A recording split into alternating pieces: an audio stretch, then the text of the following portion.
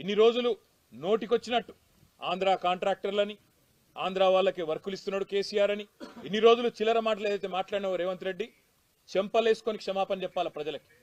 నీ సొంత నియోజకవర్గం కొడంగల్ లిఫ్ట్ ఇరిగేషన్ అనే ప్రాజెక్టు ఇవాళ ఏ సంస్థనైతే ఇన్ని రోజులు ఈస్ట్ ఇండియా కంపెనీ అని తిట్టినవో ఆ సంస్థకే కట్టబెట్టినవంటే నీ రంగేందో, నీ నైజమేందో, నీ నిజాయితీ ఏందో దీంతోనే బయటపడ్డదనే మాట నేను విజ్ఞప్తి చేస్తా ఉన్నా.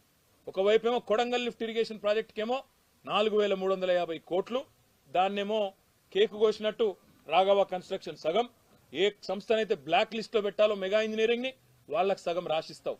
ఏం ఆశించి చేస్తున్నావు? ఇంకోవైపేమో ఇక్కడ ఒక 4-5 వేల కోట్లు ఖర్చు పెడితే మొత్తం పాలమూరు జిల్లా మొత్తం కేవలం 9-10% పని మిగిలింది. ఆ పని మాత్రం చేస్తలేడు. ఎందుకు చేస్తలేవు? మనసు వస్తలేదా? కేసీఆర్ గారికి పేరు వస్తుందని భయమా?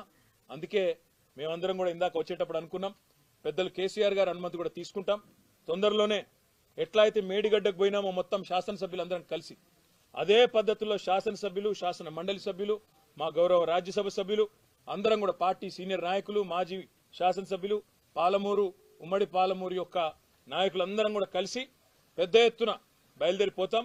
పాలమూరు ప్రజలకు కూడా చూపెడతాం ఏ రకంగా కేసీఆర్ గారు ఈ అన్ని రిజర్వాయర్లు పూర్తి చేసినాడు. నిజంగా కూడా పాలమూరు బిడ్డలకు నేను చేతులు జోడించి వారికి ధన్యవాదాలు కూడా తెలియజేస్తా ఉన్నా. ఎందుకు అంటే మొత్తం సహకరించింది మీరు. భూములు కోల్పోయినా మా వాళ్ళకు నీళ్ళు వస్తాయి, మా గడ్డకు నీళ్ళు వస్తాయి అని సహకరించింది మీరు. రిజర్వాయర్లలో భూములు పోయిన వాళ్ళు, రైతులు, ఇంకా ఇతరులు ఎంతో మంది సహకరిస్తే వాళ్ళ త్యాగాలతో ఇలా రిజర్వాయర్లు పూర్తయినాయి.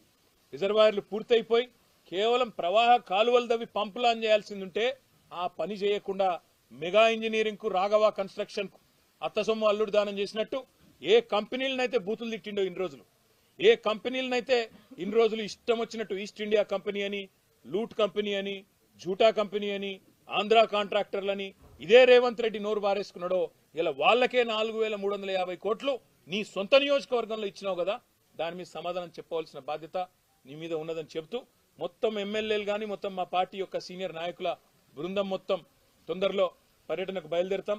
2 రోజుల పర్యటన పెట్టుకుంటాం. ప్రతి రిజర్వాయర్ ప్రజలకు చూపెడతాం, ప్రతి పంప్ హౌస్ దగ్గరికి పోతాం.